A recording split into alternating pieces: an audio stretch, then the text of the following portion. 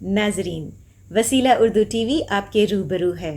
خبر کی صداقت اور شفافیت کا علم بردار چینل وسیلہ اردو ٹی وی۔ خبریں ملاحظہ فرمائیں۔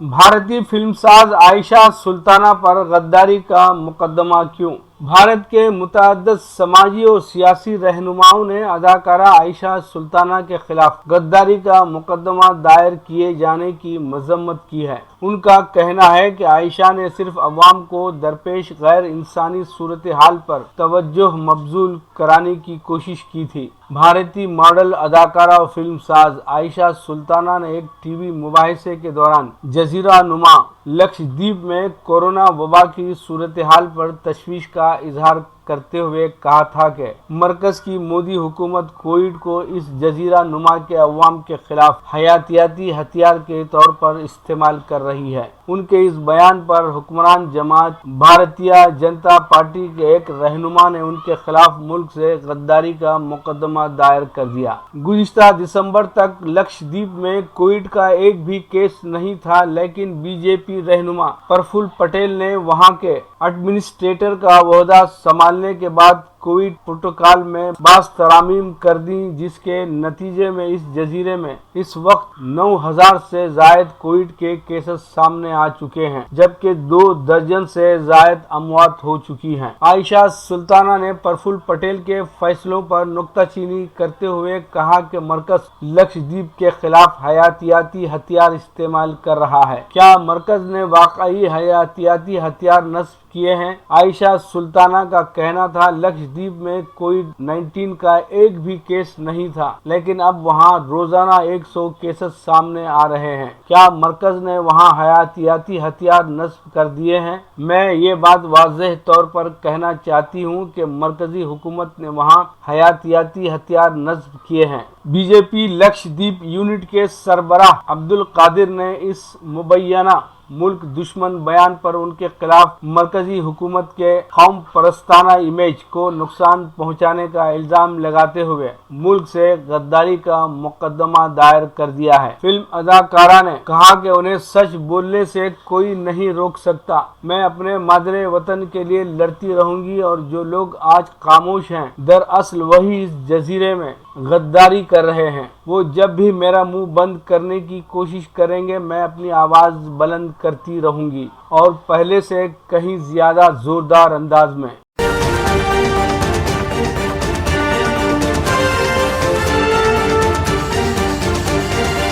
دہلی حکومت راشن مافیا کے کنٹرول میں ہے، بی جے پی کا الزام۔ Bharatiya Janata party B J پی نے دہلی کے وزیر اعلیٰ اروند کیجریوال پر الزام لگایا ہے کہ دہلی حکومت مکمل طور پر راشن مافیا کے ماتحت ہے۔ بی جے پی کے سینئر رہنما اور مرکزی وزیر روی شنکر پرساد نے کہا کہ مسٹر کیجریوال ہر گھر کو راشن فراہم کرنے کی بات کر رہے ہیں، لیکن جب لوگ کورونا سے پریشان تھے تو ان کی حکومت مریضوں کو آکسیجن فراہم نہیں کر سکی۔ دہلی حکومت محلہ کلینک کے ذریعے لوگوں کے گھروں تک دوائیں نہیں پہنچا سکی۔ مسٹر کیجریوال کی ہر گھر راشن اسکیم بھی ایک جملہ ہے۔ مرکزی حکومت پورے ملک میں 2 روپے فی کلو گندم اور چاول 3 روپے فی کلو گرام پر دیتی ہے۔ پردھان منتری غریب کلیان انا یوجنا کے تحت جب گزشتہ سال کورونا کی ابتدا ہوئی تھی، تب سے غریبوں کو مفت راشن دیا جا رہا ہے۔ اس سال بھی نریندر مودی نے اس اسکیم کو نومبر تک بڑھانے کا اعلان کیا ہے۔ One nation one ration card کی اسکیم پورے ملک میں مرکزی حکومت نے شروع کی ہے۔ مرکزی حکومت کی یہ اسکیم ملک کے 34 ریاستوں اور مرکز کے زیر انتظام ریاست میں کام کر رہی ہے۔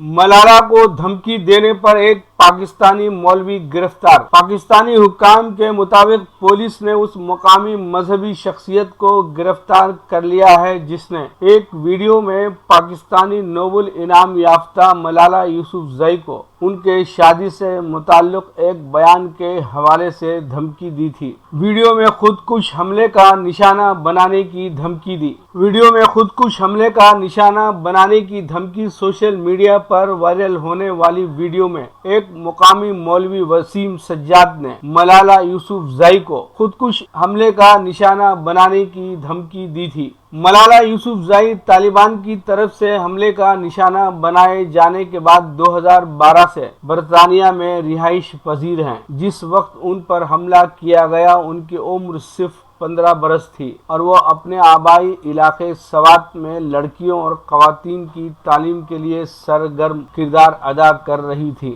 قبل ازیں رواں برس فروری میں ملالہ پر 2012 میں حملہ کرنے والے طالبان نے ایک بار پھر دھمکی دی تھی۔ طالبان کی طرف سے دھمکی دی گئی تھی کہ اس مرتبہ کوئی غلطی نہیں ہوگی۔ ملالہ نے شادی سے متعلق اپنے خیالات کا اظہار کرتے ہوئے کہا تھا، میں ابھی تک یہ نہیں سمجھ پائی کہ لوگ شادی کیوں کرتے ہیں۔ اگر آپ کسی شخص کو اپنی زندگی میں شامل کرنا چاہتے ہیں تو پھر آپ کو شادی کے کاغذ پر دستخط کرنا کیوں لازمی ہے؟ یہ محض ایک پارٹنرشپ کیوں نہیں ہو سکتی؟ ساتھ ہی ملالہ ہنستے ہوئے اس پر اپنی والدہ کے رد عمل کے بارے میں بتاتی ہیں، اس طرح کا کچھ کرنے کا سوچنا بھی نہیں، تمہیں شادی کرنا ہے، شادی خوبصورت ہے۔ ملالہ کے ان الفاظ کے بعد سوشل میڈیا پر کئی افراد کی جانب سے ان پر اسلام کی توہین کرنے کا الزام عائد کیا جا رہا ہے۔ ملالہ کے والد ضیاء الدین یوسفزئی نے اس حوالے سے وضاحت کی کہ ملالہ کے بیان کو سیاق و سباق سے ہٹ کر پھیلایا جا رہا ہے۔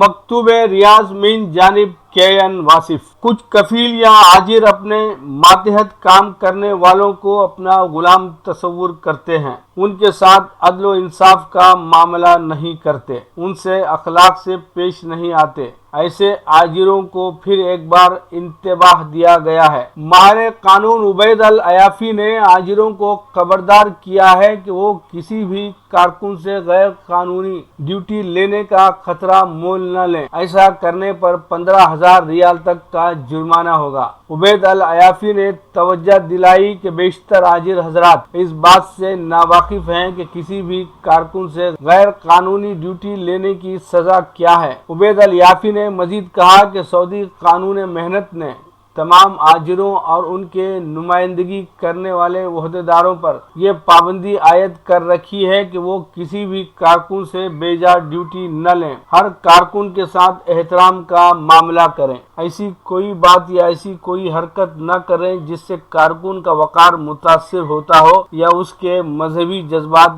مجروح ہوتے ہوں۔ عبید العیافی نے توجہ دلائی کہ کسی بھی کارکن سے زبردستی کوئی بھی کام یا خدمت لینا غیر قانونی عمل ہے۔ کسی بھی کارکن سے ایسا کوئی کام نہیں لیا جا سکتا جو ملازمت کے معاہدے میں مذکور نہ ہو۔ ملازمت کے معاہدے سے خارج کسی بھی کام کے لیے کارکن کو دھمکا کر اس سے کام کرانا قابل سزا عمل ہے۔ اس سے ہنگامی حالات مستثنیٰ ہیں، مثلاً سیلاب، حالات جنگ، آتش زدگی، قحط، زلزلے، زبردست وبائی امراض، جانوروں یا حشرات الارض وغیرہ کی یلغار استثنائی حالات میں آتے ہیں۔ کارکن کے اہل خانہ کے ساتھ بھی اس قسم کا رویہ اختیار نہیں کیا جا سکتا۔ عاجر کو اس بات کا کوئی حق نہیں کہ وہ کارکن کی توہین کرے یا اس پر ظلم کرے یا اس سے سختی سے پیش آئے۔ قانون محنت کی دفعہ 81 میں ہے کہ اگر عاجر نے معاہدہ ملازمت میں مذکور ذمہ داریوں کی عاجر کی جانب سے خلاف ورزی پر بغیر اطلاع دیے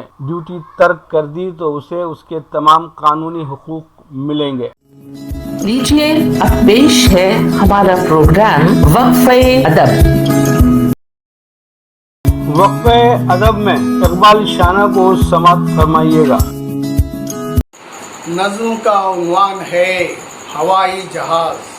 ہم ہو گئے سوار ہوائی جہاز میں، ہم ہو گئے سوار ہوائی جہاز میں، ڈالے گلے میں ہار ہوائی جہاز میں، ڈالے گلے میں ہار ہوائی جہاز میں، بیٹھا جو پہلی بار ہوائی جہاز میں، بیٹھا جو پہلی بار ہوائی جہاز میں ڈر لگ رہا تھا یار، ڈر لگ رہا تھا یار ہوائی جہاز میں، موجود سلسلے بھی تھے خوف و ہراس کے، موجود سلسلے بھی تھے خوف و ہراس کے، باندھے ہوئے قطار ہوائی جہاز میں، اور پرسان حال گرچہ ہمارا کوئی نہ تھا، پرسان حال گرچہ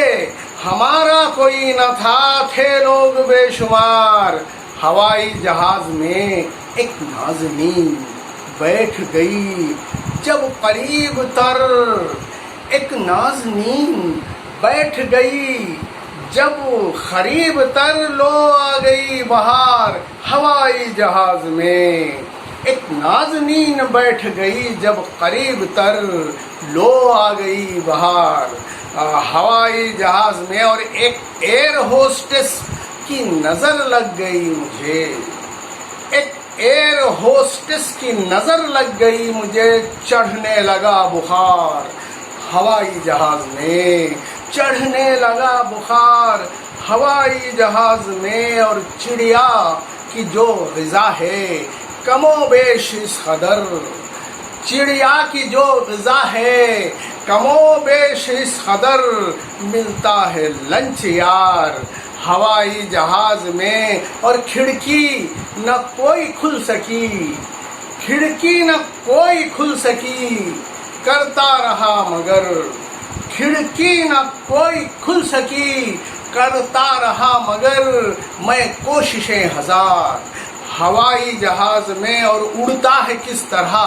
یہ سمجھ میں نہ آ سکا، اڑتا ہے کس طرح یہ سمجھ میں نہ آ سکا، اڑتا ہے کس طرح یہ سمجھ میں نہ آ سکا، سوچا ہزار بار اور ہوائی جہاز میں، اور جیسے ہی ٹیک آف ہوا، جیسے ہی ٹیک آف ہوا، دم نکل گیا، جیسے ہی ٹیک آف ہوا دم نکل گیا، اور جاں ہو گئی فرار ہوائی جہاز میں، جاں ہو گئی فرار ہوائی جہاز میں، اور اڑنے کے شوق میں جو بری طرح ہو گئے، اڑنے کے شوق میں جو بری طرح ہو گئے، شانہ ذلیل و خوار ہوائی جہاز میں۔